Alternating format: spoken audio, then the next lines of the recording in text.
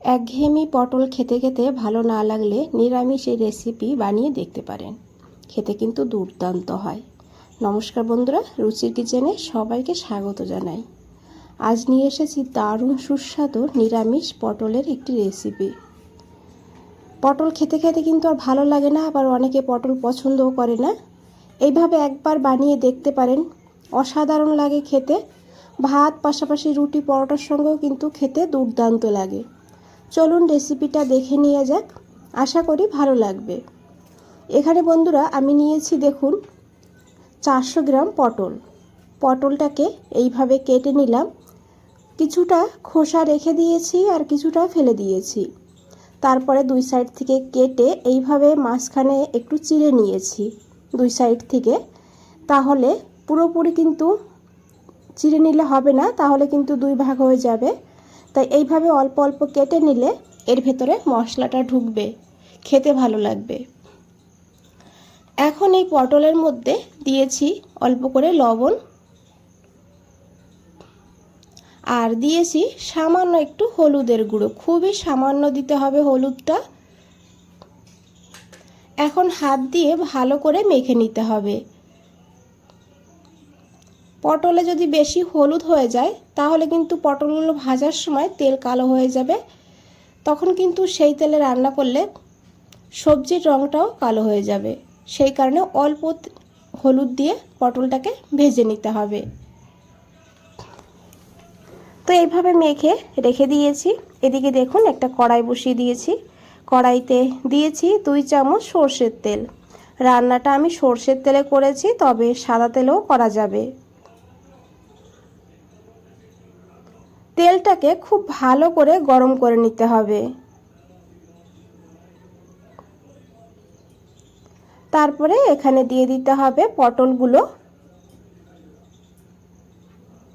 আর সর্ষের তেল যদি ভালো গরম না হয় তাহলে তেলের কিন্তু একটা কাঁচা গন্ধ থেকে যায়, তখন কিন্তু খেতে ভালো লাগে না। তাই অবশ্যই এইভাবে ধোঁয়া ওঠা পর্যন্ত তেলটাকে গরম করে তারপরে গ্যাসের ফ্লেমটা একদম লোতে রেখে পটলগুলোকে ছেড়ে দিতে হবে। তারপরে গ্যাসের ফ্লেমটা একটু বাড়িয়ে দিতে হবে আর তারপরে পটলটাকে খুব ভালো করে ভেজে নিতে হবে। এখন আমি ঢাকা দিয়ে দেবো। ঢাকা দিয়ে ভাজলে পটলটা একটু নরম হয়ে যাবে আর ভাজাটাও তাড়াতাড়ি হবে। তো দেখুন বন্ধুরা, 2-3 মিনিটের জন্য ঢাকা দিয়ে রেখে দিয়েছি। আর এদিকে দেখুন আমি একটা মশলা বানাবো, তার জন্য নিয়েছি একটা বড় দেখে টমেটো, নিয়েছি 1/2 ইঞ্চি আদা আর 4টে কাঁচা লঙ্কা, তবে ঝালের পরিমাণ আপনারা আপনাদের প্রয়োজন মতো নিতে পারেন। এখন এই মশলাটাকে আমি বেটে নেব। এদিকে দেখুন 3 মিনিট হয়ে গিয়েছে, আমি ঢাকা দিয়ে রেখে দিয়েছিলাম। মাঝে মাঝে এইভাবে ঢাকনাটা সরিয়ে একটু নাড়াচাড়া করে দিতে হবে, তাহলে পটলটা সব জায়গায় ভালোভাবে ভাজা হবে।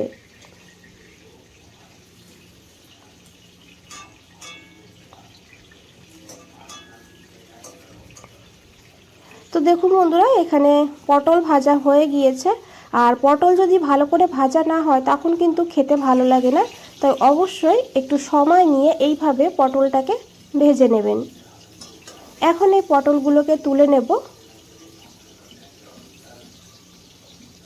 আর এই তেলেই কিন্তু রান্নাটা হয়ে যাবে। এখানে আমি নিয়েছি ফোড়নের জন্য একটা তেজপাতা। তেজপাতা থেকে একটু আমি ছেড়ে দিয়েছি, পুরোটা দিইনি কিন্তু। আর দিয়েছি অল্প করে একটু মৌরি, খুবই অল্প দিতে হবে মৌরি। আর তার সঙ্গে এখানে দিয়েছি 1/2 চামচ কাশ্মীরি লঙ্কার গুঁড়ো। আর গ্যাসের ফ্লেমটা কিন্তু একদম লোতে রাখবেন, না হলে গুঁড়ো মশলাটা পুড়ে যেতে পারে।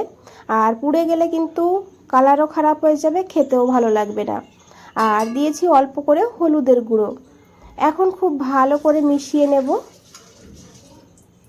আর তারপরে এখানে সেই বেটে রাখা মশলাটা দিয়ে দেব। এইভাবে আগে যদি লঙ্কার গুঁড়ো আর হলুদ দিয়ে তেলের সঙ্গে একটু ভালো করে মিশিয়ে নেওয়া হয় তাহলে কিন্তু কালারটা খুব সুন্দর হয়। এখানে আমি আদা, টমেটো, কাঁচা লঙ্কা বাটা দিয়ে দিয়েছি। দিয়ে ভালো করে এখন 2-3 মিনিট এইভাবেই কষিয়ে নেব।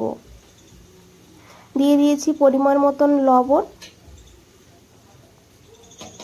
আর দিয়েছি এখানে অল্প করে একটু চিনি। যেহেতু নিরামিষ রান্না তাই একটু চিনি দিলে টেস্টটা ব্যালেন্স হবে, তবে আপনাদের অপছন্দ হলে স্কিপ করতে পারেন। এখন খুব ভালো করে আবারও মিশিয়ে নেব। বন্ধুরা একবার হলেও এই পদ্ধতিতে বানিয়ে খেয়ে দেখুন, যদি বানিয়ে না থাকেন খেতে অসাধারণ লাগে। আর বানানোর পরে অবশ্যই আমাকে জানাবেন কেমন লেগেছে। এখানে আমি সামান্য একটু জল দিয়ে দিয়েছি, জলটা দিয়ে আবারও মশলাটাকে 2-3 মিনিটের জন্য ঢাকা দিয়ে রেখে দেব। 3 মিনিট হয়ে গিয়েছে, ঢাকনাটা সরিয়ে নিয়েছি। এখন একবার খুব ভালো করে মিশিয়ে নেব। যেহেতু নিরামিষ রান্না তাই একটু সময় নিয়ে মশলাটাকে কষিয়ে নিতে হবে, এতে যেমন রান্নার স্বাদটা বেড়ে যাবে আর মশলার কাঁচা গন্ধটাও থাকবে না। মশলা এখানে কষানো হয়ে গিয়েছে।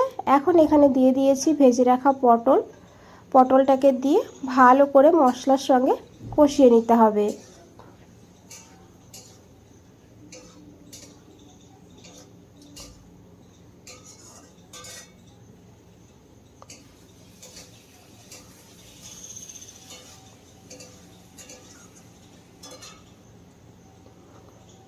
তো দেখুন তেল ছেড়ে দিয়েছে, ভালো করে কষিয়ে নিয়েছি। এখন এখানে আমি দিয়েছি এই ছোট কাপের 1 কাপ গরুর দুধটাকে আমি আগে জাল করে তারপরে ঠান্ডা করে নিয়েছি। আপনারা গরুর দুধের পরিবর্তে এখানে নারকেলের দুধ না হলে মিল্ক পাউডার গুঁড়ো দুধের ব্যবহারও করতে পারেন। তবে গরুর দুধ দিয়ে রান্না করে খেয়ে দেখবেন অসাধারণ লাগে খেতে। ঢাকা দিয়ে আমি এখানে প্রায় 7-8 মিনিট লো টু হাই ফ্লেমে রান্না করে নিয়েছি। 8 মিনিট পর ঢাকনাটা সরিয়ে নিয়ে এখন একবার খুব ভালো করে মিশিয়ে নেব। আর রান্নাটা বন্ধুরা এইভাবে একটু মাখো মাখো হবে, সেইভাবে কিন্তু এখানে দুধটা দেবেন। আর আপনারা চাইলে হাফ দুধ আর হাফ জলও দিতে পারেন। তো দেখুন দেখতে কতটা লোভনীয় লাগছে এখনই। আর দিয়েছি এখানে কাঁচা লঙ্কা সুন্দর ফ্লেভারের জন্য। বন্ধুরা রেসিপিটা দেখে যদি একটু ভালো লেগে থাকে একটা লাইক করে দেবেন, চ্যানেলটাকে সাবস্ক্রাইব করে পাশে থাকবেন, কমেন্টসে জানাবেন কেমন লেগেছে।